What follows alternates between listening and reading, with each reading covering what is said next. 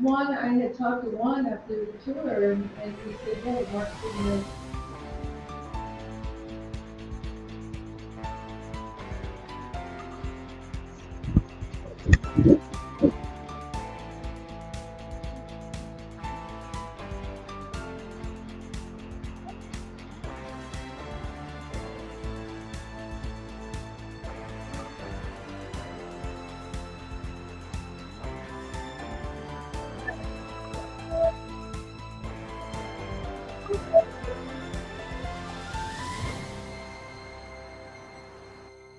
From the Great Basin to the Rockies to the four corners of Utah, Colorado, Arizona, and New Mexico. This is KMMU Main Street Media Utah coming to you live. We're streaming on YouTube, Rumble, X, and our website, kmmu.org. Please join our host, John Twitchell, for Let's Talk Utah's Talk with John.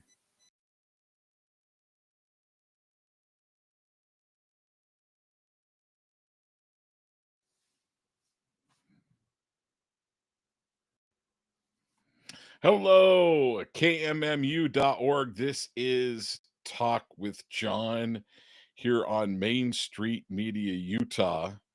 I guess it's Main Street Media Utah, KMMU.org is the website. You can also view this show live on that website, KMMU.org, and also our other platforms on Twitter, on Rumble, and on Facebook. Look forward to being with you today. I'll introduce my guest here in just a moment. But first, let's get this hour off to a proper start. I always like to start with the show prayer and then the show mantra. It's just the prayer of my heart when it comes to a prayer. I hope my show is a gift back to my forefathers, the founding fathers, and may it be an acceptable token to our Father above. Then the show mantra. Where there is liberty, there is the Spirit of Christ. Where the Spirit of Christ is, there will be liberty. And the greater the Spirit of Christ, the greater liberty will be. Now, where are those things taken from? The prayer from my heart. And I would say that I roughly take the mantra from a number of places throughout scripture as well as Article 7 of the Constitution. So, looking forward to being with you here today, and I just realized that my backdrop is not quite properly set. There we go. That's a little, I don't know if that's a lot better. It's a little bit better. But I want to introduce my guest here that I'll be bringing up momentarily. He's my good friend. He does a number of things, but one of the things that he does do is the Highland Meeting Group. Typically, they meet the first Friday of every month. And I want to reintroduce the audience to my good friend, Lowell Nelson. Lowell Nelson is one of the great people here on the face of the earth. I folks, I'm going to tell you, he schedules sinning once a month. And what does he do? He goes, "Oh, gosh darn it. That jerkweed." It's something along those lines. And so therefore he's able to be kept here on earth with the rest of us because we love having Lowell Nelson. One of the great human beings. Lowell and I met back in 2019. He thought, boy, this is just some young, crazy, ugly, loudmouth coming on K-Talk, and we've gotten to know each other since then. I consider him a good friend. He wants nothing to do with me, but I beg and plead enough. I can get him here to join us because he has great information. He does great things, and he's a man about liberty. And so therefore, Lowell Nelson, thank you for joining me. Well, thank you, John. You're too kind. I mean, and you're very self-deprecating. The reason I'm here, John, is because I love your sense of humor. I love your passion for liberty, and I'm happy to share what I know. So thank you for having me. It is our pleasure, Lowell. Our pleasure. Okay. So I called up Lowell. I was like, hey, it's been too long since we talked. And secondly, I wanted to bring your are you on the state central committee? Yes, sir. Okay, so you're on the state central community still. You were reelected, correct? Yeah. Yep. and you are. I'm so glad we have some good people like you there, because there's some people that are not quite as strong a conservative, and I'm like, I wish I would have talked to you about someone off air. Good friend of mine.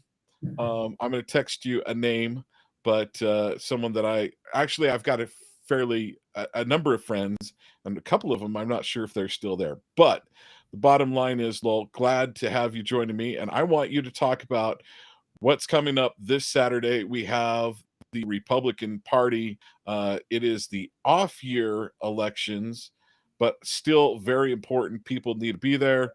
People need to show up, and we're going to have elections for the officers, as well as possible amendments and other things to the platform. So, Lowell, where do you want to start first?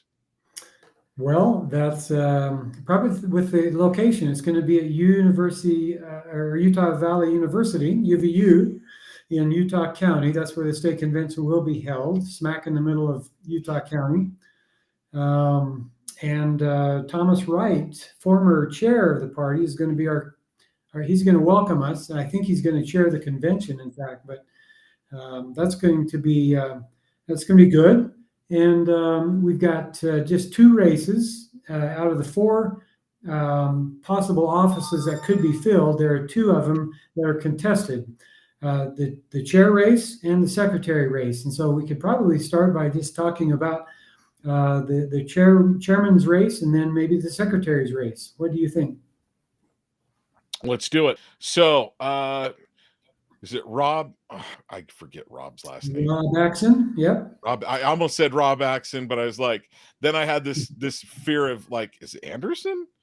But Rob Axon is the current chair. And as you stated the other day, if you like what has happened in the Republican Party, he's a great person to have on. I would say one thing that he's done a decent job of getting and raising money. I think that for the Republican Party, was the Republican Party in debt? About 8 or 10 years ago. Yeah, it was. Okay, so we're well out of debt past him, but he's been raising money for the Republican Party. My concerns is, one of the things that someone has said, well, hey, he does a good job. He doesn't ruffle feathers. The other thing about Rob is that he raised money. He's a good face for the party, and just kind of a good. He doesn't cause a lot of problems within the Republican Party. Those are what I would say some of the main points for him are. What are some other positive points that you would give for him? Well, he's very, he worked for Mike Lee. He was on staff for Mike. So he has a good understanding of how government works and what his role as party chair is. He's been very nice, in our meetings, where he tries to give everybody a chance to speak, to be heard, tries to be as fair as he possibly can. So he's fun. He has a good sense of humor. So there's a lot of things to like about Rob. In fact, both of these candidates, I admire both of them and appreciate both of them very much. More about Rob. Let's see. So the money part. Oh yeah, and he spent a lot of time up on Capitol Hill, stumping for good bills and working to oppose bad bills, particularly the bills that affect the party, right? I mean, that's the one job of the chairman. And, that's something that I would not have been able to do because I still work full time. I'm not sure what he does. I think he's a lobbyist, maybe. So he probably would spend his time on the Hill anyway, even if he weren't party chairman. But to his credit, he did spend a lot of time there working with the legislators, trying to get good, enact policy which helps the party, and to oppose policy which would have harmed the party. So so there's a number of reasons why Rob Axon is chair and would be a chair for another 2 years, a good chair for another 2 years. The other person is the scandalous uh, pirate, um, heathen Phil Lyman. Yes. Phil Lyman, the guy is just, causes problems, lawsuits, um, definitely is not afraid to ruffle feathers. I take that back. So one of the things about Phil is I think he's a really nice guy. He does not go out of his way to ruffle feathers, to cause problems. He's a great guy. He's a guy that you'd want to have as your next door neighbor. Mhm. I would say the same thing about Rob. They would both make great neighbors. Yep. But Phil Lyman has this aura around him that has been given to him by the Democrat mainstream local media, as well as the Republican, the general Republicans, especially those that are in power. I mean, Spencer Cox wants nothing to do with Phil Lyman. That guy wants. So if you're those of you that support Spencer Cox, who believes in disagreeing better and really doesn't care if he has the correct number of signatures, but he's the governor, so I'm not saying anything there, right? But guarantee you, Deidre Cox and Spencer, or Deidre Henderson and Spencer Cox do not want Phil Lyman in. So Phil, what do you think? What are your thoughts on Phil Lyman? Other than I've called him a scandal, even though I had him on. Was it last week or no? I had him on 2 weeks ago. So one of my good friends, I must admit, one of my very good friends, Phil Lyman. Yes, I absolutely agree with you, John. A good friend of mine as well. I'm friends with both of these candidates, and like I said, I admire them both. I appreciate them both very much. Phil Lyman received about 68% of the delegate support at the last year's convention when he ran for governor. Against Spencer Cox. Very popular. Spencer Cox. Let's be clear, folks. He dump trucked Spencer Cox. Okay, go ahead. Yeah, dump trucked. Okay, I've never heard that term, but I like it. He dump trucked him. Yeah. Okay. And so Phil is very popular with the delegates. And one reason he is popular with the delegates is because he is such a candid, sincere person. I mean, he's not a typical politician that feels like smooth and polished. I mean, he just tells it like it is. He tells you what he feels, tells you what he thinks. And he's got backbone. I mean, that's why I wanted him to be our governor. I wanted him somebody to stand up to the feds, because I'm a big states' rights guy. I'm a big state sovereignty advocate. I want the state of Utah to act like a sovereign. We have the constitutional authority to be a sovereign state, and yet we acquiesce to the feds and their programs, their endless stream of abuses, and we just take it. And, it would be really nice for a change to have a governor that stood up and, said, look, feds, you are not abusing our people in our state. That's not what we do here. We stand up for our people. Well, I would love to have a governor like that. And unfortunately, the illegitimate candidate won the governor's race.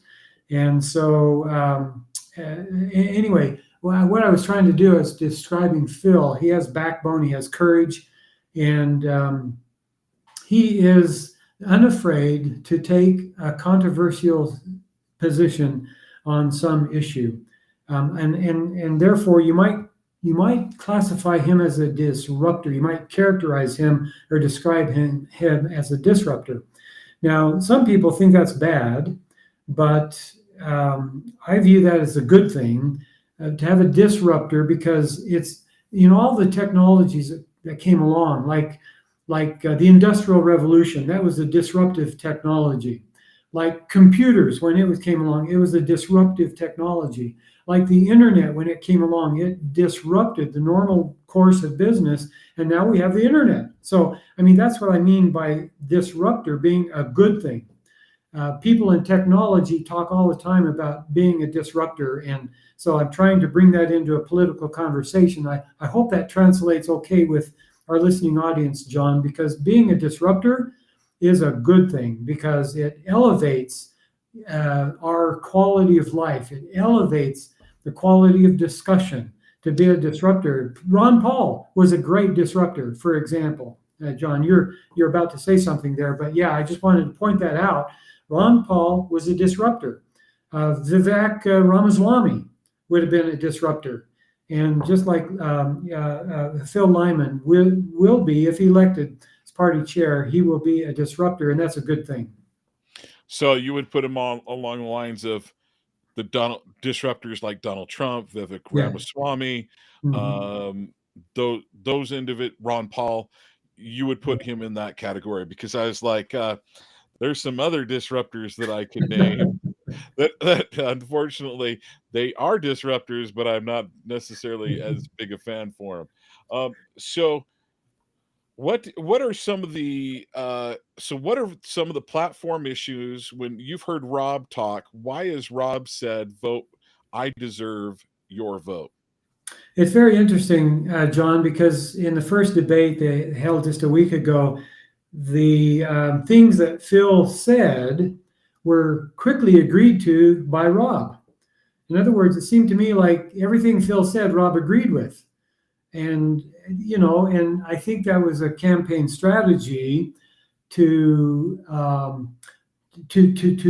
convey the idea that if you vote for Phil, then you're going to get these good ideas.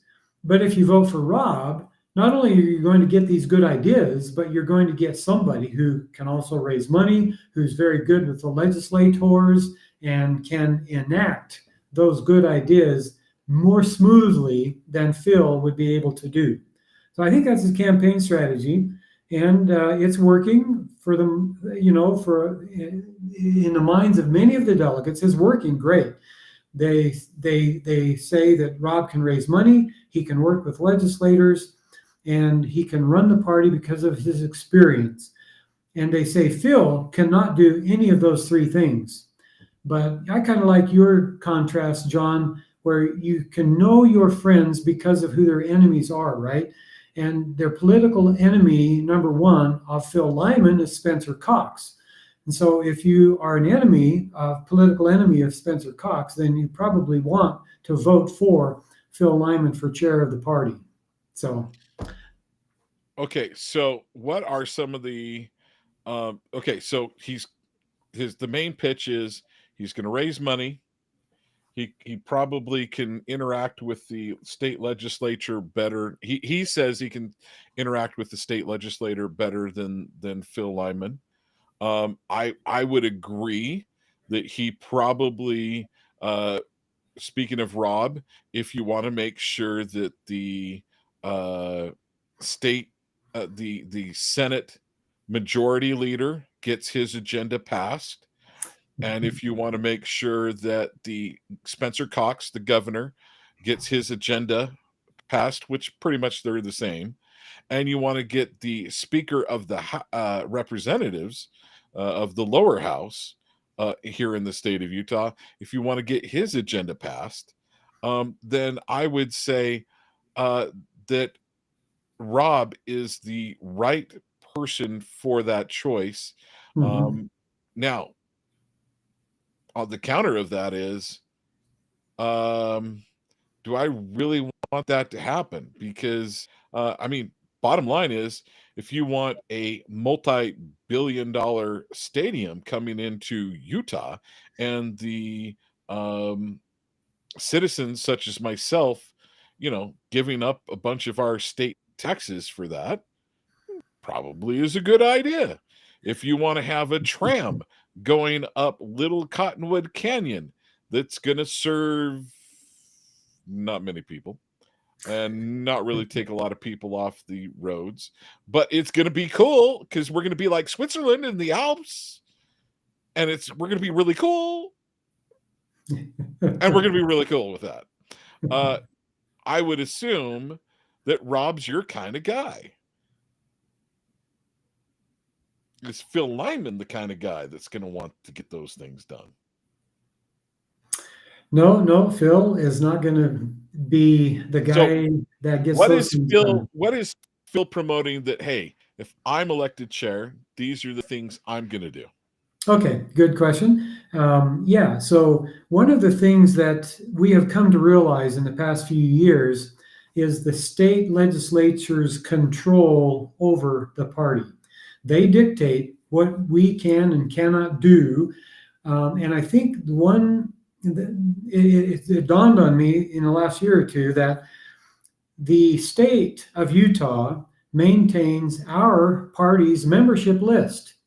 The state of Utah also runs our party's primary elections. And that's not right. If we're a private organization. Why? Yeah, because if we're an organization, a so-called private organization, we should not be mooching off the state of Utah. It's immoral, in my opinion, John. It's immoral for us to use taxpayer dollars from taxpayers who are not members of the party, right? The party should pay its own way. Well, I'm going to push back on that. I'm going to push back on the from a different perspective. Yeah. Others would say, well, it is a statewide. These are elected positions. Many of them for statewide positions or positions within the state. Yes, within the city and so forth. But we're talking about the state central. He's going to be over the state elected officers for the GOP. So they're responsible for getting people in helping people that are running for Congress, running for Senate, that get elected within the state convention to help them. Well, okay, maybe they're not responsible for people that win at state convention getting elected. But in theory, they're responsible for that. So so why shouldn't the state of Utah pay for that?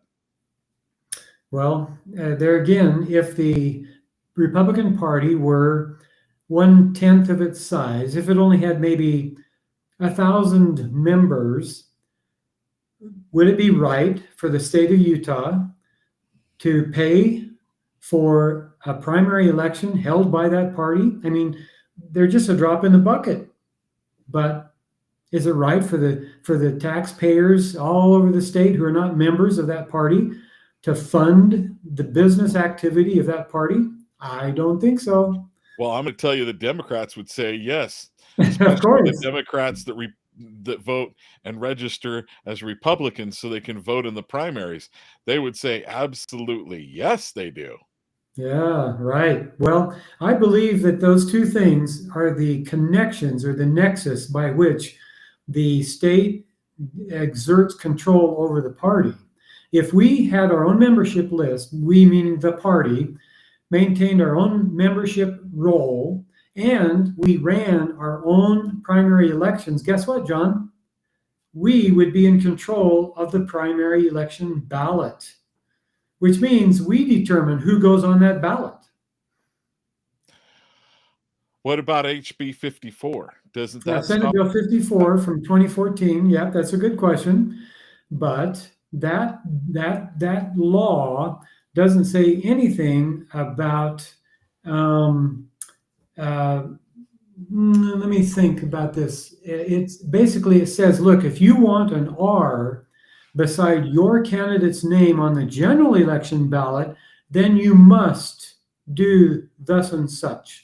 And they specify what a qualified political party must do, and they specify what a registered political party must do. But if we went rogue and had our own political party that did not meet the specification of a QPP or an RPP, we would not get an initial by our name on the general election ballot, but we would get who we wanted to be on that general election ballot.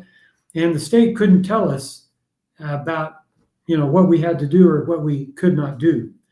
So to me, this is a real viable solution to, severing that connection with the state and then regrouping and retaining the power of association, the right of association, where we decide who we want to be on that general election ballot. Okay, so is Phil Lyman for that? I know that he is for maintaining our membership list and running our own primary. I don't know how enthusiastic he is about going this final step, which is maybe not having a party name, a party moniker by the names of candidates on the general election ballot. But I guarantee you that there's a lot of legislators that are going to want that moniker on their, beside their name on that general election ballot. And I think that they will cave and make allowance for a party to run its own elections, have its own membership list, and still have its moniker on the ballot. We'll see, but that's where we're headed, I think. Okay, so if Phil had his wish, how do we go about getting those individuals? You mean the individuals for what? The different office seats, so like for Oh, governor and so forth. well, in caucus convention, right? Yeah, the caucus elects delegates. The delegates go to convention. They're the ones who decide who goes on to the primary election ballot. Now we could still have a primary if we, our current rules say that if you don't get more than 60% or more of the votes at convention, then you have a primary runoff basically between the two top vote getters at convention. We could still do that, still run our own primaries. But if we have a convention winner that gets 60% or more of the delegate vote, no need for a primary. We just go straight to the general election ballot. And that's how we decide our candidates. What else are some of the things that Phil wants to accomplish? Well, he's very keen on election integrity, as you probably know, John. Opposed to signature gathering, wants to go back to the good old days where we do our voting in our precincts, where the election is administered by 3 election judges, your neighbors who live in your precinct. They know you and you know them.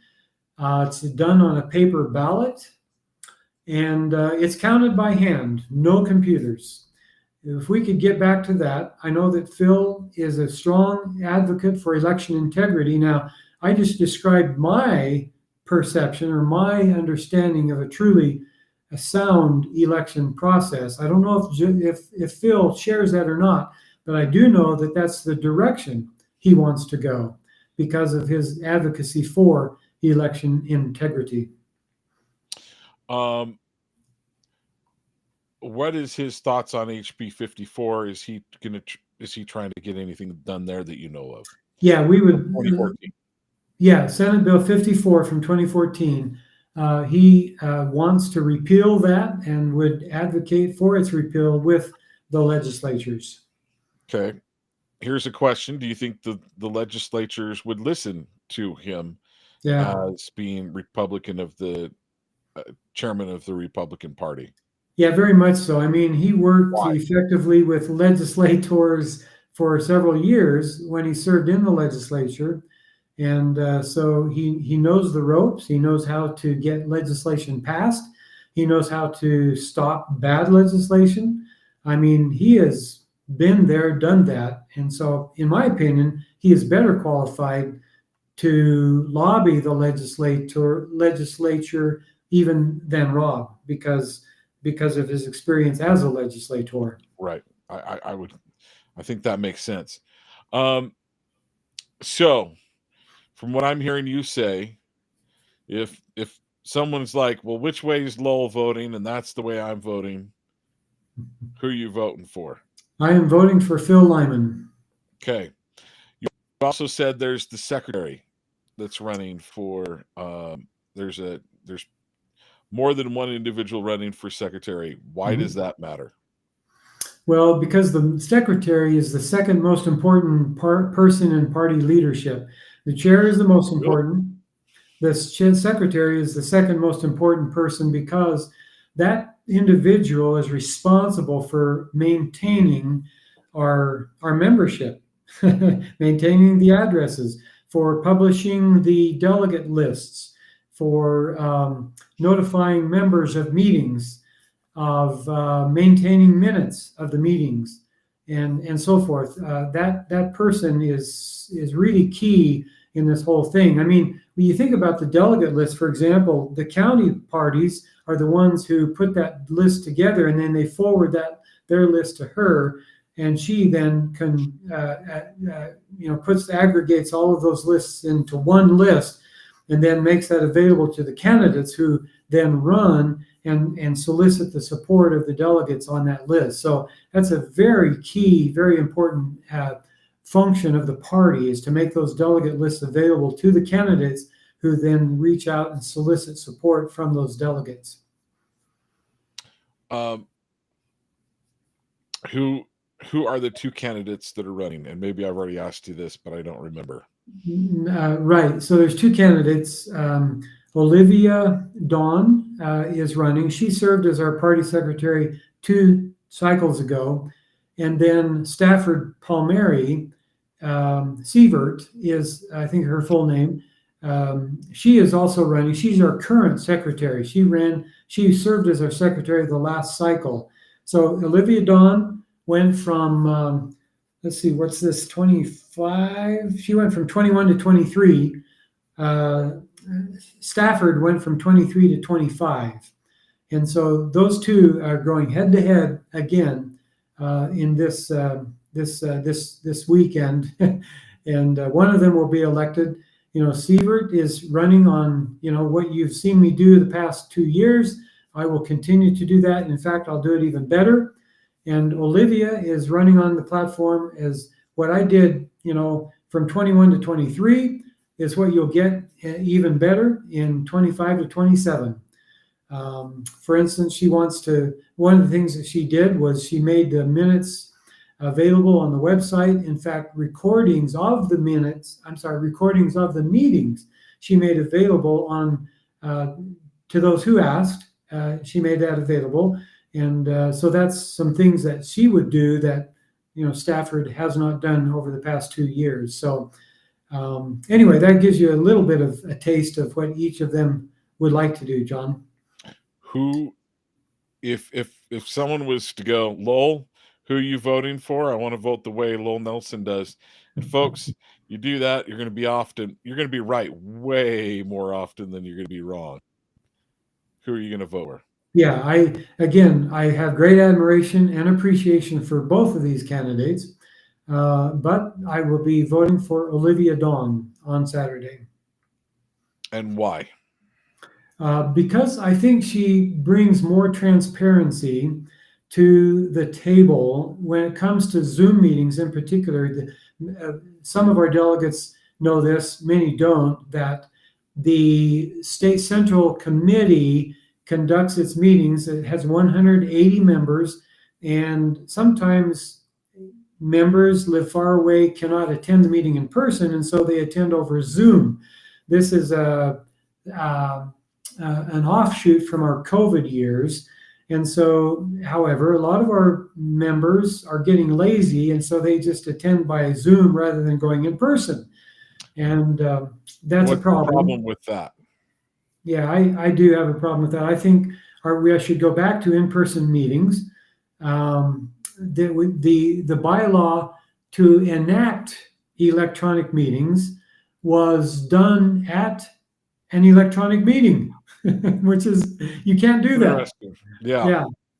So, and in fact, I was in Atlanta the day that meeting was held, and I refused to vote on that matter because it's against our rules to vote electronically unless you have a bylaw that allows you to vote electronically. Well, we never had a bylaw.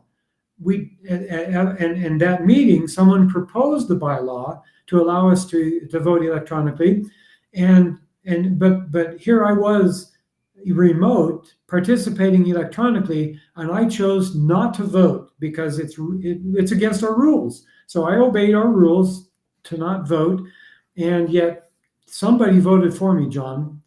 They called out my name, and someone voted in favor of that for me, even though I did not. It wasn't me that said anything, and so I chose to then clarify with the secretary after the meeting. When I got home, I said I did not vote, and so you need to change my vote back to the nay column, which she did.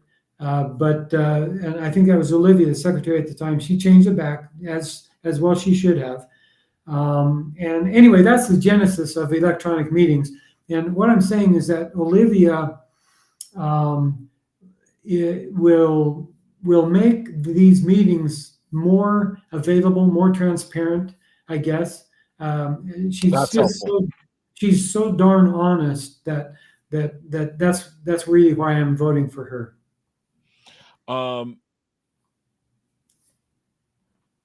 One thing that what was I going to mention?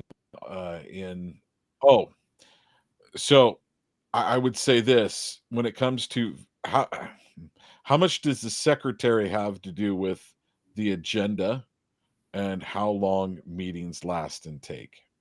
Not much, really. That's more the function of the body, how long the meetings go, and it's the chairman who proposes the agenda, not the secretary. The secretary just does the notification and receives inquiries and responds to inquiries, gets the lists out to people who request them, and so forth. Okay. I'm also going to say one of the questions that I have is, or one of the statements that I would give for Phil Lyman is, if you like really long meetings, 17-hour meetings, Rob is a great person to have. Good point. Good point. Probably is not going to do that. Oh, and so real quickly, here our producer Dwayne is bringing up the organizing convention. He's bringing up the website that people can go to and just look up and be able to interact on information and find more information about the leadership candidates and people that are upcoming at utgop.org. That's the letters utgop.org. Dwayne, thank you for bringing that up. I really appreciate it, my friend. Appreciate you doing that for us. Has Phil, to your knowledge, talked about anything about making sure that those meetings are not lasting so long, or at least trying to persuade people so they don't last so long? Because 17 hours was crazy. Yeah, because I'm better friends and because I know Phil better than I know Rob, I think Phil would orchestrate the convention in a way that the convention would be shorter. Instead of leaving at midnight, we would probably leave by late afternoon. And I think most delegates are okay with that. I really do. That's how long conventions lasted back in 2000. During the 2000s, I first went to my first convention, I think in 98 or maybe it was 96. I've been going to conventions for as long as I can, since I moved to Highland basically in 94. So sometime in the mid 90s, I started attending every state convention, even though I wasn't a delegate all of those years. But those conventions usually lasted until mid-afternoon, and then we left. Well, why is that, you might ask? Well, there were two main reasons why our conventions were shorter then than they are now. And one of the reasons is that we did not use electronics to vote. Now, I've been reliably told that electronics speed up the process. I'm sure you have. Yeah, that's the lie they tell us. Ever since in the first the convention where we used the clickers, the electronics was in 2012, I believe. And I fought again, maybe it was 2011, but either 11 or 12, and we have had electronic means to vote ever since then. But that was the year when, in order to have the clickers work, you had to have a single receiver, right? And because of a single receiver, you couldn't divide into 4 congressional districts. Everybody had to stay in the same room, the same convention hall for the clickers to work. And so it turns out that so we held the district caucuses in serial instead of in parallel. Before the clickers came along, the very last thing you did as a main body, as everybody together, was consider convention business, such as constitution change proposals, bylaw change proposals, platform change proposals, and resolutions. And then you split into your congressional districts. That usually happened about 1 or 2, 3 o'clock in the afternoon. If your congressional district did not have an election, you were done. But if you had an election, then you conducted that election, and therefore you did not waste the time of 3/4 of the delegates just because your congressional district had an election. So it was a much, much better way to handle the convention. I would like to go back to that. We need to have congressional district elections. Yeah. So that was the first big reason. The other big reason that the conventions became so much longer was we discarded the use of a ranked choice ballot. We used ranked choice balloting in 2002, 3, 4, 5. I don't know, for a number of years there in the early 2000s. And for example, in this was 2004, we had 8 gubernatorial candidates. And after they gave all their speeches, we voted on one ballot and then proceeded to other business. We didn't have to do multiple round over and over and over again, which contributes to such a long convention. So when there is a convention where you have like 8 or more candidates, 6 or more candidates, you really need to run them in a way that you don't spend so much time balloting and speechifying in between the rounds. Some of you might remember the 2006 convention where in between rounds, David Leavitt lost in the first round, and so he had his people parade through the convention hall with Chris Cannon signs, which was a clear indication or a clear signal to all of the delegates that everybody who had supported David Leavitt should now support Chris Cannon. And that's one of the reasons why Jason Chaffetz went into a primary with Chris Cannon. Cost them both tens of thousands of dollars more to run that primary. But that one simple act, which was against the rules, was an inter-round speech. Well, a ranked choice ballot doesn't allow for inter-round speeches. You don't have them, right? And so anyway, so those are some of the contributing factors to our long, long conventions. What are some of the amendments coming up? Oh, yeah, we've got a boatload of them.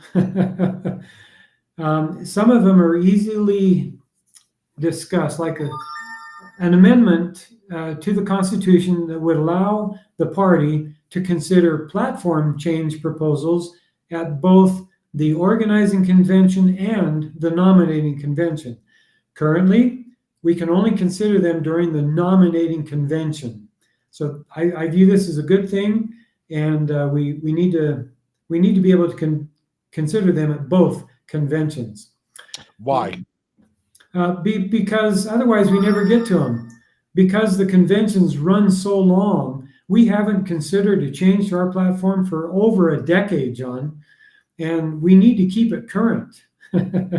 So that's the reason why I'm supporting that particular amendment to the Constitution. And that's why we need to speed things up, I would say, as well, at the convention, or at least get it so people aren't taking so long there. Yes. What are some of the other amendments and points of business? Next one would be changing our budgeting process by moving the federal fiscal year. Currently, our fiscal year runs from July 1 to June 30. This change would move that 3 months to run from October 1 to September 30. Basically, it just rotates the budget year 3 months. The reason for that is so that the newly elected leadership has a chance to actually put together a budget that makes sense before they propose it to the state central committee. Right now, we have a rule that says that the budget is considered at the before the fiscal year. Well, right now, the fiscal year that starts July 1st, the new leadership will probably not have a reasonable length of time to put together a reasonable budget before the first of the year, the first of the fiscal year. So that's a good one. Okay, that's a good one. That's one you would support. Any other ones that you'd like to mention? The definition of a precinct. This is I don't think this is a bad guy, but there's a proposal to amend the definition of a precinct to allow the county party to define a party precinct differently from what the county clerk defined as a precinct. The reason for this is they want to be able to join, so if you're in a precinct that doesn't have very many people, or if you're in a new area of the county that just new homes were built and you're not part of a precinct, that has ability to elect a delegate, well, then they want to join that, what we call a weak precinct, to a stronger adjacent precinct so that they can be represented, they can have a voice in the election of delegates.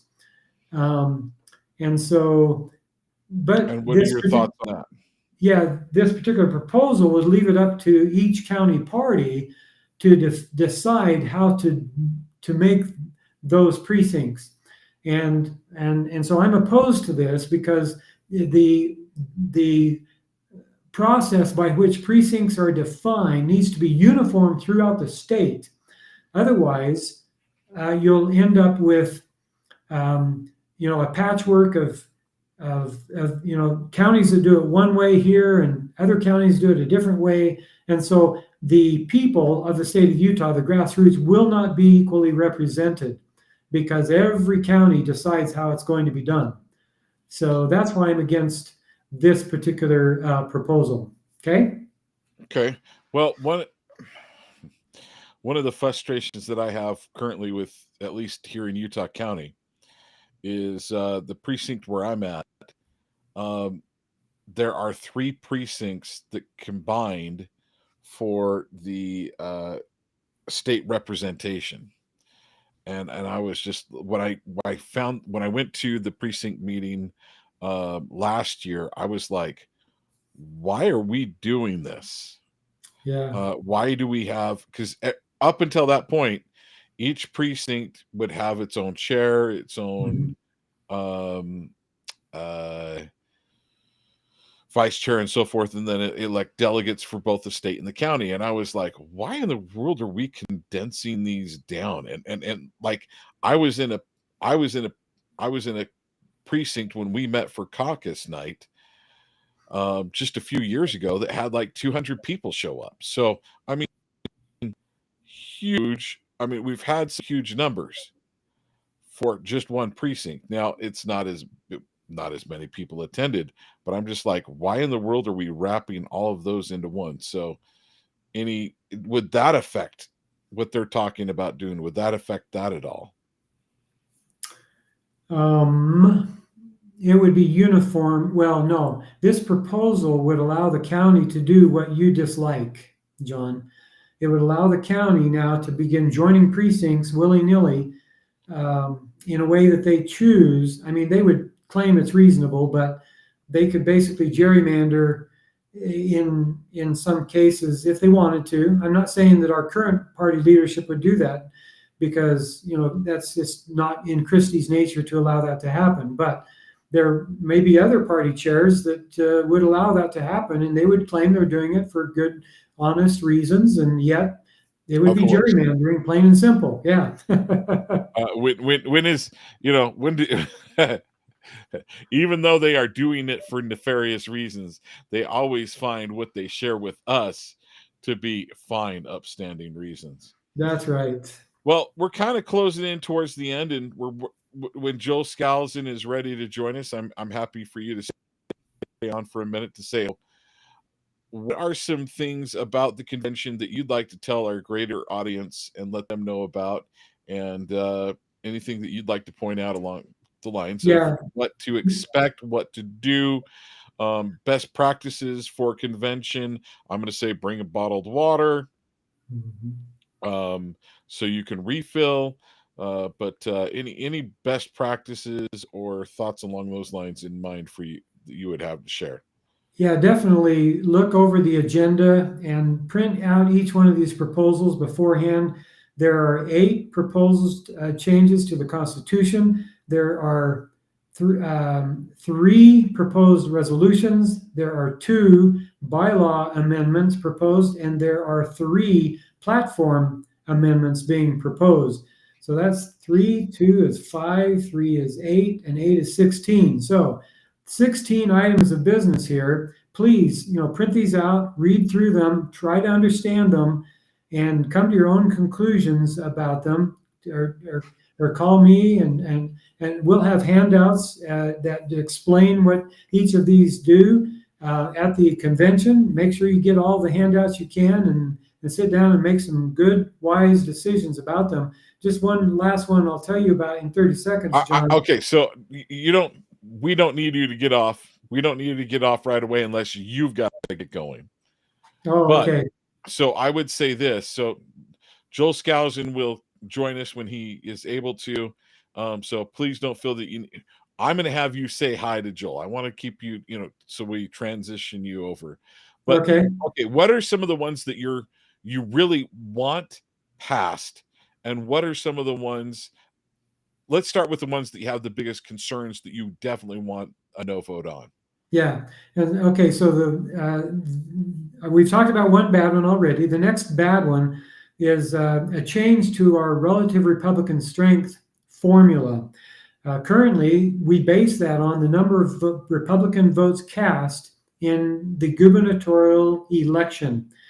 The proposal is to change that to the number of registered voters who are affiliated with the Republican Party. Now, I'm against this because I want to measure true strength, and true strength is the very best measure of true strength is how many votes are cast for the Republican candidates, right? For the Republican votes cast.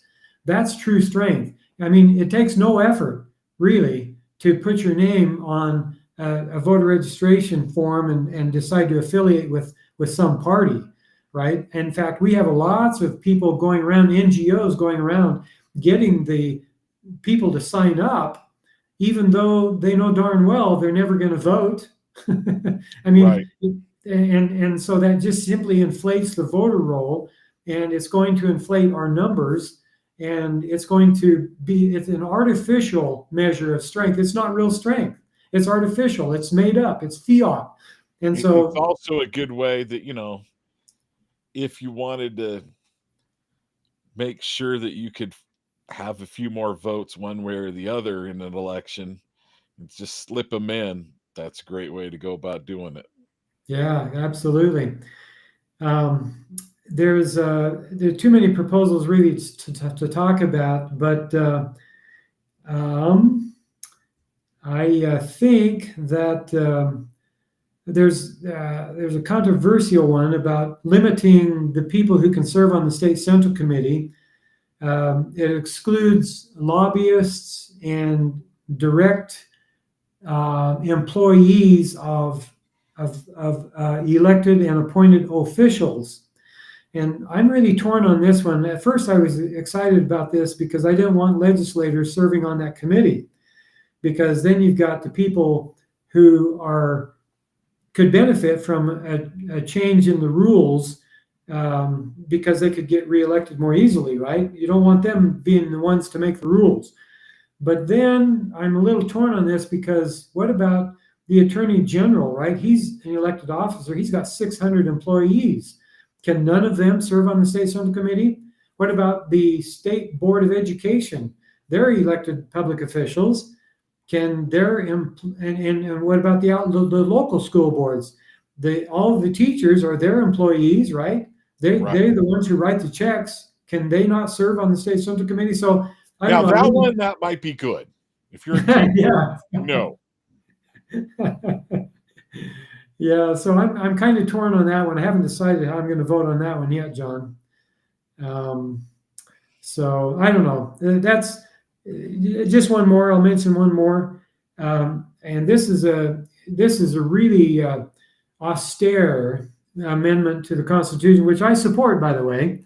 But basically, it says if you're going to run for if you want the party's nomination, but you gather signatures to do so, we're going to revoke your membership in the party. What? Say that again. Say that whole thing again. Yeah, if you seek the party's nomination by gathering signatures, you thereby forfeit your membership in the party. Okay. That's pretty austere. Yeah, that kind of goes against HB 54. Exactly. A piece of state legislation. So, okay, I can see why you're for it. My question is how does that pass muster? Do we feel that legally speaking, do you think that's something should it gets passed? I guarantee you that will get tied up in the court. Someone's going to take that to court. Yep, absolutely. That's exactly what will happen. And so, in fact, that's the main argument against this particular proposal.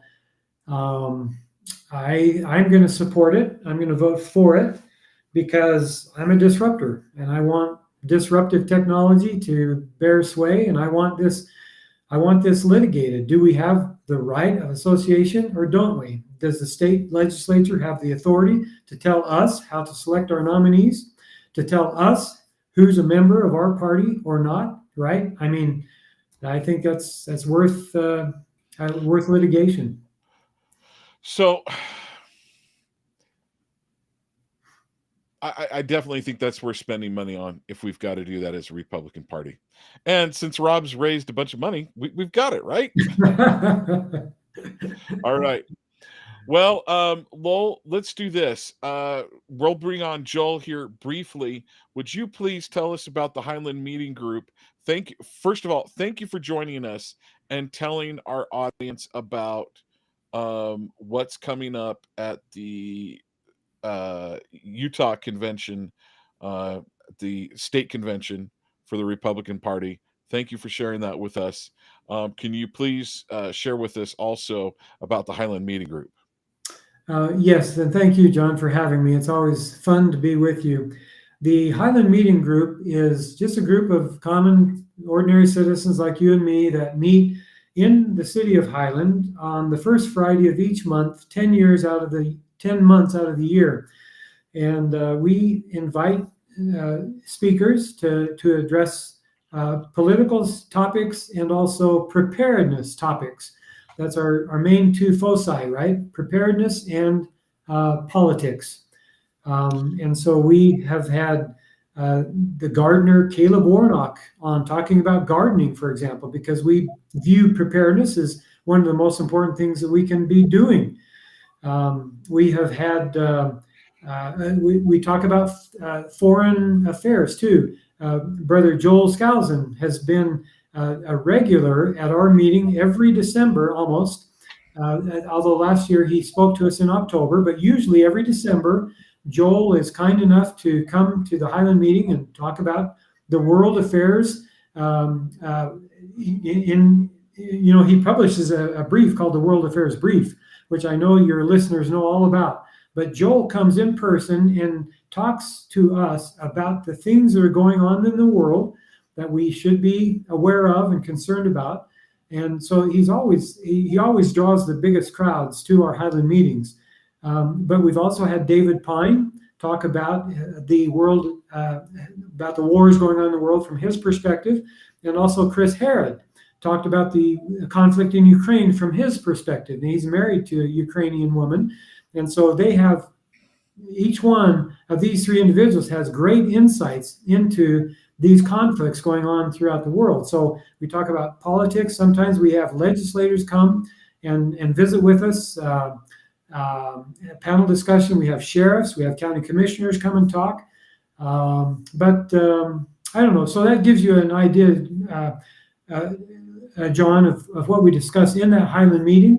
It's, again, the first Friday of each month, 10 months out of the year. We skip July and August. We take a break during those 2 months, but September through June, we have fascinating speakers and very interesting topics. There's no charge to these meetings. People can come. We'd love to invite all of your listeners to participate in the June meeting. I think it's June 4th, maybe it's June 2nd, but whatever it is, the first Friday in June, I promise you'll have a great time at the meeting. You'll learn a lot, and you'll meet lots of new. Well, I'll tell you this. I always enjoy it when I'm there. And we are so grateful for you joining us today, Lowell Nelson, to share that. And I must admit, time and time again, my favorite person to have to go and see at the Highland Meeting Group is Joel Skousen. And the thing that I like about when Joel Skousen comes and joins that is there's also a question and answer period.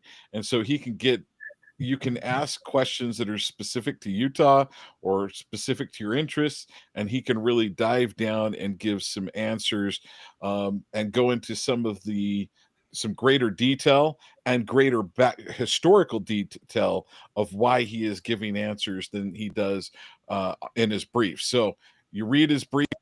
He usually has his end of year brief gives out at the same time that he's coming on. But I'll tell you, two of my favorite people on right now, Joel Skousen and Lowell Nelson. Lowell, thank you for joining us. I'll let you say hello to Joel real quick. And Joel, thank you for being here again. Well, thank you, John. It's good to be with you, and good to see Lowell's face. I'll tell you, one of the few annual speeches I give in the United States is to that Highland group. Well, like you said, the feeling is mutual, Joel. I just love your coming and sharing yourself and your time with us. That group has quite a fun history. We get people from all over, not just Utah. People come from Idaho and Wyoming and Nevada to come participate in that particular Highland meeting. And it is because, and I'll tell you, John, one of the great things that I like about Joel's presentation is that he puts on us, the listener, the responsibility for our situation. And that's where it ought to be placed, right? You know, politicians, they come and they talk and they blame, the other party, or they blame some situation. They're always shifting blame. They want someone else to take the blame. Well, Joel puts the responsibility for our situation. We have lost our freedom because of us, our inactivity, our apathy, our indifference, right? And that's what I like so much about Joel. He pins the responsibility on us citizens to take. It's up to us. If we want to be free, we have to live free. We have to behave free, and that's like being free of addiction, being free of sin, being free of tyranny, right? All of these things come together, and Joel is able to weave this together in a wonderful, a magical way at these annual presentations. And so and that's what I like about Joel's presentation, John, just for what it's worth. Yes. I Amen. Amen, brother. Well, thanks so much, John. Thank you for being here. Appreciate you being here.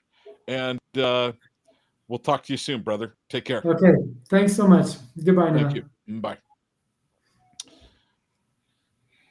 Joel, once again, thank you for joining us. Joel Skousen of the World Affairs Brief is joining us right now. He's the editor of the World Affairs Brief. And you can go and find out more information. Basically, the bottom line is this is one of the best newsletters you can possibly get. Frankly, I can't think of a better newsletter. It's the one that I spend my own time and my own money on. Another thing that I really like about the newsletter, though, is I'd say probably more than 50%, well, more than 50% of the time, I consume the World Affairs Brief because they do an MP3 recording and send that out typically on a Friday afternoon. That's recorded by Andrew Skousen, who is Joel's son, who is also a physical engineer, as well as he does the preparedness brief at the end. But Joel Skousen, once again, thanks for joining us, my friend. Well, it's a pleasure to be with you, John. What should we talk about today? Well, there were three things that actually, I take that back. There were about 6 things that I mentioned, but let me be clear. I want you as much as I want you to drive what you think is the most important thing. So I'm going to throw out 6 topics for discussion. We can cover all of them or none of them. I want you to cover what you think is most important to bring to the audience because you've got the experience. You've got something that I really dislike hearing. Even when I was 20, in my 20s, I didn't like this very much. There was the mentality of, oh, well, it's the old folks. They're just so, things are past them. Even in my 20s, I understood, boy, there's really wisdom with having life experience. I believe that more and more and more now. The bottom line is you've got the life lived experience in being in the minutia of politics. So I definitely want your thoughts, but let me give you the topics. JFK files, more garbage and more missing files. Trump tariffs, a huge mistake. More on the let's see, actually I take that back. That is last month's that I sent. I apologize, Joel, please forgive me. Let me bring up the current one. India and Pakistan war, will it escalate? Catholics elect another radical leftist pope. Now this one typically may not need a bunch of time, but I think because of the American tie-in, I'm really curious on your thoughts on that. Trump's first 100 days, a mix of successes and missteps. Trump and China tariffs and China's collapsing economy. Where would you like to go? Well, let's start with the war on the trade war that Trump has started around the world. We've covered this before in a previous interview, but this is one of the major mistakes Donald Trump has made. The economy that we've lived with now for the past 20 years has been a global connected economy. And that's why so many products are available to American people at cheaper prices than what they would have been had they been made by union labor here in America. And so it's been a good thing. And Trump's major mistake is arbitrarily raising those prices and then stopping them or changing his mind. He doesn't understand that small businesses and large businesses spend a lot of money in pricing and sourcing of things. And when you suddenly put a 145% tariff on what comes in at 80%, what's happened is you have a massive cancellation of orders. You've got entire shipments, container shipments, stacking up in Chinese harbors where the orders have been canceled. And that's why when Donald Trump announced we have a really great deal, there was no deal with China. All they did was agree on a 90-day pause. Now, this was China's suggestion, not Trump's. And the reason China suggested this is because they want to clear out those orders that are stuck in those Chinese harbors that right now have been canceled. And in 90 days, that's 3 months, they can clear out all of those. People can reestablish their orders, get that stuff into the United States. Now, I am not for Chinese trade. That was a globalist thing that started by Henry Kissinger in giving China a seat at the UN and a seat on the Security Council with veto powers, and giving them world favored trade status and World Trade Organization membership, thanks to he and Newt Gingrich all playing like they're Republicans. But these were globalist agendas to build a future enemy for World War III, and that's exactly what this trade with China does. So I'm not in favor. We should never have traded with China because it's an existential enemy. But now that we've traded it, Donald Trump, even though it's, I'm not in favor of tariffs at all, except to pay the cost of infrastructure to bring in and import things, and shipping and harbor and things. Those could be paid for by tariffs. But it really has stopped trade with China. And Walmart, for example, is running on inventory now. And this 90-day pause will allow Chinese and American trade to once again continue. Trump is talking about an 80% trade, and that's still a killer deal. That's still almost 100%, doubling the price of things at Walmart. And Walmart says less than half of their stock comes from China, but I'll tell you, at least 80 to 90% of their sales are because of Chinese goods and the lower price that is involved. This is not a deal. This is not a good deal. I mean, it's a good deal for China, and Trump is. China's going to be the winner in this because they're going to be able to empty out this backlog in their harbors. So I want to ask you a few things about tariffs. So, and I agree that tariffs are not a good thing, but there's many countries that have had higher tariffs on the United States than they've had. And I, like I said, this is one thing I don't have the historical understanding that you do. But there are a lot of countries that have higher tariffs on the United States than we have on them. I would like to see us go to zero. Now, I do want to go back to China and say, what should we do? Is there any way that we can disengage ourselves from the Chinese? Because they have so many components within our F-35 that are made. There is major concerns that our military infrastructure. I've got friends that are sharing with me that have been in the Defense Department that are like, John, I have serious concerns that some of our military equipment, China just flips the switch, as it were, and could shut down some of our military infrastructure because of the chips and parts of chips that are coming from China. So I guess this is two parts. And I'm going to go back to just tariffs in general. This is something that I remember Lee Iacocca sharing, and I was a young man when he shared this, so I don't know if there's any truth to it. I've tried to find it. I've tried to look into it a little bit, and I haven't been able to. Lee Iacocca shared when he was on some news or Meet the Press or something along those lines. It might have even been on a PBS station. Lee Iacocca, when he was the CEO, said, when I send a Jeep over to Japan, the price of that Jeep increases significantly. But when Japan sends one of their cars over here, as soon as it crosses the international date line, their car prices actually drop. So what are your thoughts on some of those historical tariffs? What are your thoughts there? And what can we do? Well, first of all, there's no such thing as a trade deficit.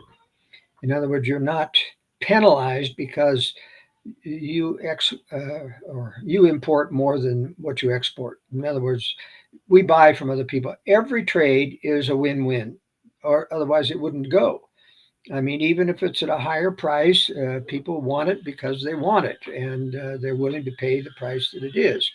And you've got to remember, with an exchangeable a currency exchange like the dollar, they are accepting more dollars than we are accepting in their currency, and that ultimately causes things to be spent in the United States. Now, we should not allow China to buy up land and companies here in America. Absolutely. You should have to be a citizen to own property here in America. So that's from any country, or for China specifically? Well, for any country, really, and that means you should be able to allow dual citizenship. That is, you want to have somebody who says, "I agree to abide by your rules." And this whole thing about immigration, about due process and things, that non-citizens, have the right to hire an attorney and all these. It would take 200 years to clear the immigration backlog if you gave due process. But actually, only citizens have the full range of rights. Now, obviously, for criminal behavior and things, before you can take away a person's life, you've got to have some form of due process. But there's no due process necessary to remove someone from the country. It's a fait accompli. You don't have a legal status in the country, you're out. That's the due process. You don't need to have a trial and a court. But in my legal theory as a political scientist, and I've done a lot of work in the law and the Constitution in improving the things that we have. I wouldn't allow birthright citizenship, for example. That is, that just because you drop a baby in here, I think that everyone needs to qualify for citizenship at 18 years old. They're under the citizenship of their parents till they reach the age of 18. Then they've got to pass a test and sign a document agreeing to all the conditions of the Constitution, so that everybody's on the same page in terms of what is lawful and what is not lawful to do in the country. And you've got to have a certain basic knowledge of that. And so sounds like a utopia that the Democrats want no part of. And frankly, I think even many Republicans don't want any part of. But it sounds like a utopia to me. Well, what it does, it's a non-conflicting scenario whereby you defend fundamental rights. That's the only proper role of government. But you've got to define rights properly. You can't say everybody has a right to free education. You can't say they have a right to free medical care or free food, etc. Those are benefits, and you have to pay for benefits. You cannot force people to pay those for you. And so that creates a non-conflicting society. And we don't have that right now in the Utah Constitution, for example. The courts destroyed the ability of the legislature to pass out education money to private schools. They're citizens as well. They pay tax as well. They should have a right. Whether you're a religion or a private school, it's the same. If you're going to pay for it with tax money by the Constitution, but the reason that was put in the Utah Constitution was to kill Mormon schools, because it was a Mormon colony originally, and church schools. That's the whole reason it was in there. It has no business being in there today, because public schools, are indoctrination, and you need to have a free market in education, just like a free market in medical care, a free market in all the things that people think now are fundamental rights, according to the Democrats. But you see, the founders really hadn't worked out a lot when they started the Constitution. They didn't know how to do infrastructure within the nation. And that's why there was a lot of cronyism. And, I'll get my buddy to build these roads or this canal, et cetera. And a lot of people were made wealthy through cronyism. They just didn't know how to work out in a free market way a lot of things. And the tariff was the same way. That's the only way they knew how to tax. Nobody wanted to have an individual tax. But in fact, the only two things that are proper to tax are people and property, because that's what government protects: property rights and people's rights. And that's very unpopular, of course, to tax people because they vote. And but the income tax is a very intrusive tax because it is an invasion of privacy. I'm not for that. But in any case, tariffs were what they started with. And so a lot of conservatives think, well, Trump is doing the constitutional thing by doing tariffs. Well, remember that the Constitution under Article 5 gave the right to do tariffs to the Congress, not to the president. Right. And as I pointed out in a previous brief, Congress delegated that right to the president into three circumstances: in 1964, 1974, and then an emergency power, which is using now. Emergency powers are very, very bad. You shouldn't be able to denigrate or take away constitutional rights with emergency powers. And there's no power dictated in the Constitution to negate rights through an emergency. So those have been created. Okay, so I please continue your thought. Please forgive me if I interrupted it, but I do want to get back to your thoughts on China. What should we do about China specifically? And can we untangle ourselves? And is that something we should even try to do? Well, yes, you should, because China's using every dollar that those.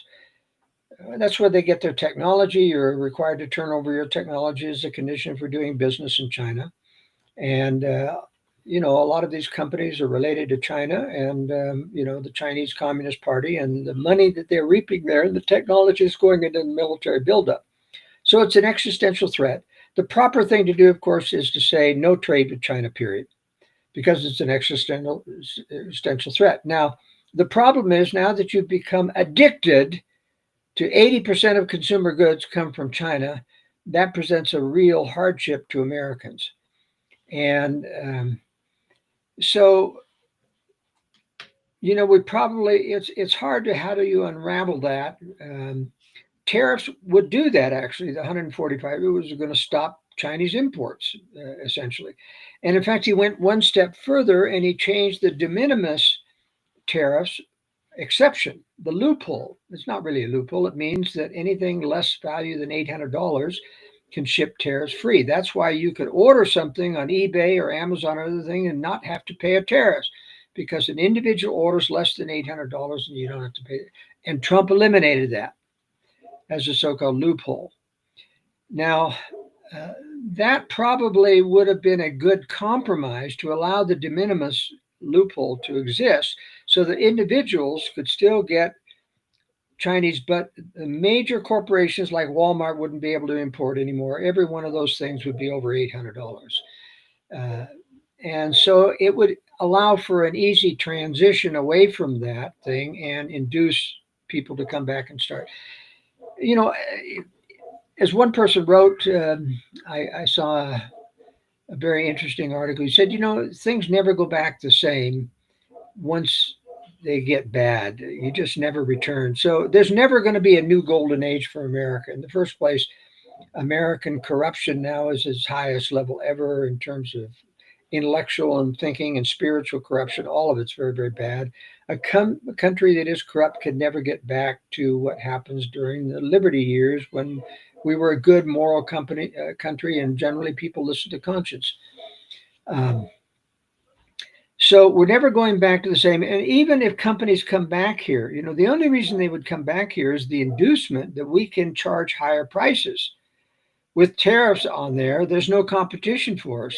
If you think that American companies coming back are going to produce things at a cheaper rate than what you can buy now, you're kidding yourself. The only inducement, look, we got workman's comp, we got Social Security to pay, the labor costs are tremendous, OSHA is a tremendous threat, the legal costs, the liability costs, all of those things are tremendous for companies moving back to America. The only reason they're doing it now is because there's the enticement that we can charge what the tariffs are giving us now, and the Americans will think, well, we're getting a good deal back here, but we're not.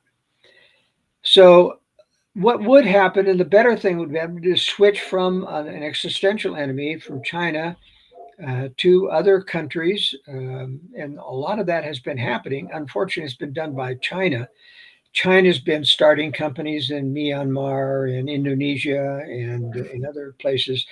And so you're still buying from China if you're doing that. I'm in favor, of course, of buying from Japan and Taiwan. It's not as cheap as China, but you just don't want to buy from an existential enemy. It's a tough problem. It's going to create hardships because it's going to, one of the reasons why the globalists, not only to build an enemy, but they also wanted to hide U.S. inflation. You see, when you allowed China to introduce cheap labor and cheap products, it was a deflationary effect on the economy. And so it helped mask the 20% or the at least 7 to 9% real inflation. Whatever inflation, the CPI is 3%, you can triple that and get to what the real inflation rate is. So for the past 20 years, we've had 7 to 9% inflation. But it looked less than that because of the deflationary effect of products. Look at Harbor Freight Tools, for example. I'm a builder, and mechanic and do a lot of things with my hands with tools. Tools were very, very expensive until Harbor Freight came along. And, initially they were cheap tools. But over time, they've improved. So they're about, I would say 60% as good as what American made tools are, but they're still a third the price. I mean, I could buy an electric grinder for $19 at Harbor Freight, and they were $90, with an American brand. Well, I could buy 3 or 4 of them for $19, and they're gonna last me longer than the $90 one. So a lot of people were able to get tools because of that, and now the prices are rising, and they're going to have to lose that benefit. But a lot of that stock is in the United States, and people are going to use those for years to come. Let's also, you recently mentioned China's collapsing economy. Now, Trump and those that support Trump are saying that that's part of the tariffs that is a huge reason for that. Why do they have a collapsing economy? Well, there are 2 reasons. One is that China has become an export economy, and the other reason, and that's been killed now with the tariffs, except for the 90 days. We're never going to go back to low tariffs. So, it's still going to hurt Chinese trade. And I'll tell you, Chinese companies are laying off people by the hundreds of thousands in China. Really? Because yes, by the lack of export trade. Now, the other thing that has crashed the Chinese economy is the fact that it was illegal in China to invest in anything but real estate, essentially, unless you were part of the favored class. And so certain, there was, a couple of companies that were Chinese oriented, Communist Party companies that began to build condominiums so that people could invest in them.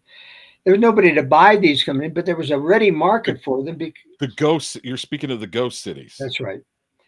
And I mean, they're all over China. We're talking about just high rises everywhere, and they're absolutely empty. But people kept buying and selling them because there was a ready market. As people started to make more money and inflation hit China, it's very heavy inflation in China because they print money to pay for everything. Then they were making money in real estate by buying and selling and flipping condos. They would buy a condo and then it would go up in price. They'd flip it and buy another one. And now that part of the economy is absolutely collapsing. There's no market at all for it now. And so this is really a problem. A lot of people are going back to the small towns where they came from, especially the poor, the homeless. Really? The homeless are leaving the big cities because there's not enough people with wealth because they've lost their jobs, and you can't do panhandling in China very well. And so they're going back to their rural countries. I linked to in the brief several videos showing that. You walk downtown Shanghai and Beijing, and the streets are nearly empty now, when the shops were just full of people buying things before. So the economy in China is collapsing. So Trump has made a big mistake, actually, by giving them a 90-day window to empty out those things. It's going to give them a respite while they try to maneuver. I don't know if it's going to work. I don't think it's going to work. And that's only incentivizing China to go to war. Okay, so that was going to be my next question. Do you think that plays into their war plans? So first of all, so how long do you think it will last that they're an increase in the economy? How much do you think the outflow of people going back to their original hometowns, how much do you think that's going to slow down?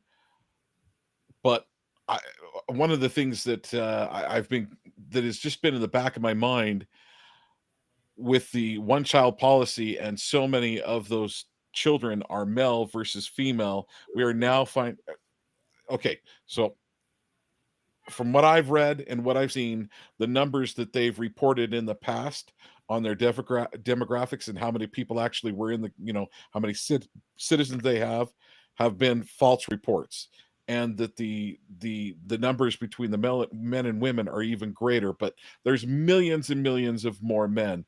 what would I do with that? I'd turn Well, them into military and I'd invade. well, the point is that China's running out of the population is going down. As people become more wealthy, as in the West, they stop having children. They become one and two children. And they've got a real deficit. The real population in China is probably 700,000 to 800. 700 million to 800 million, not 1.4 billion. In fact, India is far bigger now than China. And China fears India significantly because of that population. So it is going down, and China, one thing that people mistakenly think is that if the economy collapses, that China can't go to war, but that isn't true. Look at the Soviet Union. They built all of those weapons and nuclear weapons basically by printing rubles and mandating that people work for the military. And that's what's going to happen to China. You won't find any diminution of the military industrial complex in China because of the collapsing economy. In fact, it will be the strongest portion of the economy. And of course, they'll have to create money since they won't be having income from the United States as much. They're going to have to, use the printing press. So there will be inflation. But I think that it gives an incentive to China to move up their window. I don't know if they're going to be able to move up the window. Xi Jinping even says there won't be a first-class military till 2027. That's when the U.S. military thinks he'll try to invade Taiwan. So that's where the initial World War III scenario window starts to open, is 2027. It may be delayed depending on what happens with China and the slowdown. They may not be able to afford as much military stuff as they can presently. But we're just going to have to wait and see. I don't know exactly when World War III will start, but I do know that China, it won't start over Ukraine. It won't start in the Middle East. It will only start when China tries to take on the West, and that will start with an invasion in Taiwan, mostly because North Korea says that if the U.S. tries to stop China, that they're going to attack South Korea, Guam, and Hawaii with their stockpile of nuclear missiles. So that would start World War III. So I think if you see the invasion of Taiwan and you see North Korea enter the war and start to attack South Korea, I think we'll be in World War III within 2 or 3 weeks after that. Wow. So you think that that's, window that's opens, something to watch for. That's a window to watch for. and you think that window opens in about 2027? Well, no, the opportunity for China to do that opens when they think they're ready to take on the West. And I don't think that happens until 2027. It doesn't have to happen then. It could go as long as 2030, 31. I don't think it's going to go much longer than that, because China does not want the U.S. to build and field this new Sentinel ICBM system. We're still dealing with the Minuteman III missiles, which have been downgraded to Minuteman I missiles with one warhead, while the Russians and the Chinese have 10 to 15 warheads on their missiles. And by the way, we gave them the technology to Russia. We gave them the miniature ball bearing gyro technology in order to MIRV their missiles, or multiple warheads. They couldn't do it. They only had one warhead per missile before the Nixon administration. And who was his national security advisor? Henry Kissinger, a globalist. Right. So we made Russia nuclear power. We gave them the first shipment of enriched uranium because they couldn't enrich uranium. We gave them the MIRV multi-warhead technology and things, and we've done thousands of other things to placate and pacify. So containment really was a success for Russia. Yes, we didn't have World War III. We didn't have a nuclear war, but that doesn't mean it was a success. We lost Cuba, Nicaragua, China. We lost all those things because of containment of the Soviet Union and Vietnam. Okay, so what is so the Sentinel missile? Tell us a little bit about that and why you think that's important the United States gets it. Well, the Sentinel missile will be a multi-warhead missile. It will be a silo-based missile, and it already has cost overruns. I don't think it's got a prayer of being implemented before 2035. And so I think that China will strike before that missile's ready. They have to. They don't want to have, a new warhead with hypersonic, maneuvering warheads in it like they've got, or like Russia has. So that's the window, 2027 to 2035, when we'll have the Sentinel missile. They've got to strike before that happens. Is there any way to avoid this? No, because all three Predator senators want it. The Russians want it. The Chinese want it. Because remember, conservatives. Okay, and now, I've been listening to you for years. All three, are you talking about the United States? They want it? Yeah, the Anglo-American globalists that run our country and run every country in the West is a satanic-based conspiratorial power that wants to get us into a militarized global government. That is why they've been building these two enemies. World War II gave us the UN, but no police power, no military power, no taxing power, no regulatory power. They need one more war, and that's one of the reasons why I think that they'll hit our military bases and not cities. They want to decapitate. And I think our government will allow that strike to happen so they can come out of their bunkers and say to the American people, hey, our military has been decapitated. The only way that we can defend ourselves now is to join in a militarized global government with other Western non-communist governments. What they should have done in the UN excluded the communists, but they didn't. They not only let them in, they gave them seats on the Security Council to make sure that the UN would be ineffective. Once again, building the case for a militarized global government that will be effective at fighting a war. Now, my other theory, though, is that I think because this war will begin with an EMP strike. Okay, that was my. I don't know if we ever recover. An EMP strike would take down the grid for about a year because we don't manufacture any of the long distance transformers. They're big as a truck, semi-truck, and they're made in Germany or China.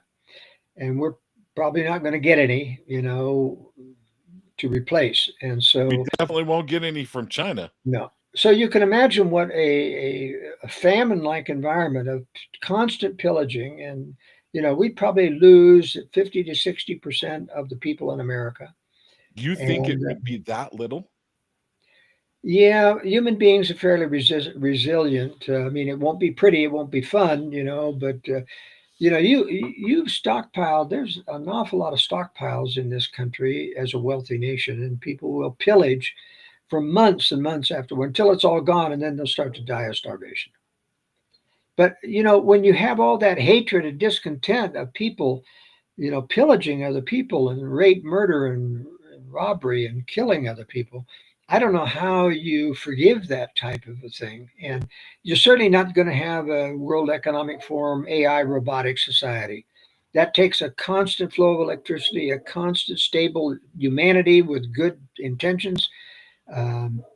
It takes a constant, as I say, a flow of electricity. And the Green New Deal, of course, is destroying, nuclear power and petroleum-based or coal-based power. Look at what happened in Spain and Portugal. They were bragging that very week that it happened, that they lost their power, that we're 100% on green energy. We're 100% on solar and wind and solar. And it went down. And to this day, the prime minister, Pedro Sanchez of Spain, has not admitted that it was the fault of green energy. Everybody else knows it. We'll see. Hopefully he doesn't stay long in power. I do want to hit Catholics and elect another radical leftist pope that I think most of my listeners know that he is a radical leftist. Does it help? Is it any? What do you think it signifies that they picked an American? Does it signify, hey, they are trying to work Trump, or that's just what they need to do to? Why did they pick an American pope? Let me ask you that. Why do you think that happened? Well, I think that was a minor reason. You've got to remember that it took 2/3 of the cardinals to elect this pope. 2/3. And that shows you what Pope Francis did during his tenure. Right. He Right. loaded up the cardinals with leftists, with globalist leftists and Marxists. And so that's the real problem in the Catholic Church, is just this Pope is representative of 2/3 of the cardinals. Now, remember, he's not just American. He also is a citizen of Peru. Yes. He went to Peru earlier, and remember, Peru was a very leftist, socialist state. He preached the Jesuit Marxism and socialism down there, and he was a critic of Trump. He's all for illegal immigration, and Trump was a fool for congratulating him, say this is so wonderful to pick an American. America First has its limitations. America no longer represents a lot of the principles that we did early on in our country's history, even up until the 1950s. But this man has been, in the bosom of the left and the LGBTQ community, promoting that. He even allowed, as a cardinal and as a bishop over an area, he allowed a pedophile That is to terrible. live in the area very close to a Catholic church and still have contact with youth. And so this is a very radical, and I even watched a video just recently by conservative Catholics talking about the heresy of Francis, preaching, for example, the ecumenical religion, that doesn't matter what religion, all religions lead to God. And of course, the Catholic Church doesn't believe that. The Catholic Church believes that the Catholic sacraments are the unique pathway to heaven. And as one Catholic minister told a very large congregation of Mormons about 3 decades ago, he says, you Mormons are ignoramuses. You don't understand the strength of your position. It's either the Catholics or the Mormons, because it's either the original Church of Christ or the restored Church of Christ. The Protestants are out, he says. So it was a very interesting speech when he talked about the fact that, there's only 2 churches that really recognize that they're the only true church, the Catholic Church and the Church of Jesus Christ of Latter-day Saints. Both claim, revelation Right. to Peter as the head of the church, and the Mormons, of course, with Joseph Smith and the revelations from God and Jesus Christ to reform the church. But both churches now elect, or their leaders now, and so that's Have some. Let me put it this way: for the Church of Jesus Christ of Latter-day Saints, I find it very interesting that I think it's the publicist for them, or at least in the publicist department of theirs, that it's a gay man. That's who they are. Yeah. So I have some serious concerns along those lines. Okay, what are there's a couple other topics. India Pakistan war. We kind of know that that was something that you had in Friday's brief. We know that there's some things that happened there. How big of a concern do you think? How much of the war with Pakistan and India do you think that China or Russia was fomenting? And yeah, I don't think any part of it had Russia or China. They don't want anything to do with it. As I pointed out in the brief, this is India is Hindu, vast majority. They claim to be a secular state, but they aren't. They persecute a lot of minorities, especially Christians. And Pakistan is a Muslim extremist state. And they do harbor all kinds of Muslim extremists within Pakistan. Now, they aren't funding them, but they aren't prosecuting them either. And so that's India's beef with Pakistan, is you have this Muslim extremist groups that are attacking. You see, Kashmir, between the 2 countries in the north, is administered, part of Kashmir by India, part of it's administered by Pakistan, part of it by China. You talk about a recipe for conflict between these two nations. And then, of course, it all started with the Pakistani extremist group attacking an Indian-based Kashmiri group. And then India, strikes back at those and kills some civilians that weren't involved with that. And so Pakistan then threatens. And then you have the water issue. you know, here you have three countries really: Kashmir, Pakistan, and India, all feeding off the Indus River, and it's like a tree. The tributaries go up into Pakistan, Kashmir, and India, and so they divide it between the three countries. And then India builds dams on the Pakistani tributaries, supposedly for non-consumptive use, and then they include irrigation as a non-consumptive use. Well, irrigation is very clearly a consumptive use. Right. Electric power isn't for the dam isn't a consumptive use, but irrigation is. And as irrigation has grown in India and Pakistan, of course, now it becomes a problem where Pakistan, the bully of the area, because it's stronger militarily, is threatened to divert or cut off water from Pakistan. And Pakistan says that's an existential threat to them, and it is. So Pakistan is in the wrong for harboring terrorists, which they couldn't get. They would be unelected. There's no prime minister of Pakistan that can get elected without the fundamentalist Islamic vote, just like in Iran. And there's a whole bunch of Pakistanis that don't like the fundamentalist Islamic vote, and same thing in Iran. But they can never win because of the low quotient intelligence fundamentalists in those countries that control the political. And so you have radicals in the leadership of both Iran and Pakistan. So do you see this being a win for Trump? They supposedly they're giving, even the Pakistan and India are saying, that the Trump administration helped bring a peace together, but it sounds like that Trump had to give up a bunch of conditions and get rid of tariffs was one of the things that supposedly was done. So, well, it wasn't going to go. It wasn't going to go nuclear in the first place because.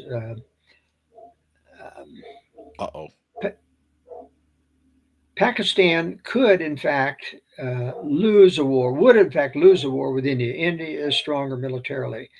Russia really doesn't want to intervene in there because they've got their hands full in the war in Ukraine. It's weakened them so sufficiently they had to pull out of Syria. And so they offer no use. But Pakistan, being the small guy in a nuclear war, is going to be the first one to use nuclear weapons, but only if their very existence is. And so India didn't want to push Pakistan to an existential threat. Otherwise, they might launch nuclear weapons. And China, of course, is. I made a mistake. It's China that backs Pakistan. Russia backs India, but Russia doesn't have any. India doesn't even buy a lot of Russian arms anymore. They're buying arms from the West, and that's one of the reasons why the U.S. was able to broker a deal. But China has its own grief with India. They're in constant conflict in the Nepal-Indian border and the Kashmir border, and they would only intervene to save Pakistan if Pakistan got ready to launch nuclear weapons. China doesn't want Pakistan to use nuclear weapons and start a nuclear war until they're ready. And then Pakistan will probably launch against India. When there's a world war and you have an axis of China and Russia and you have an axis of the West. Did I lose you, John?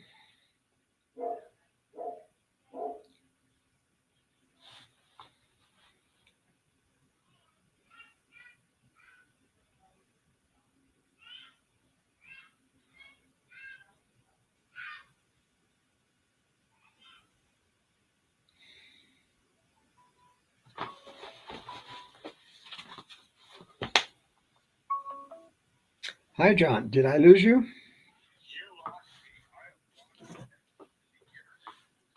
Oh, really?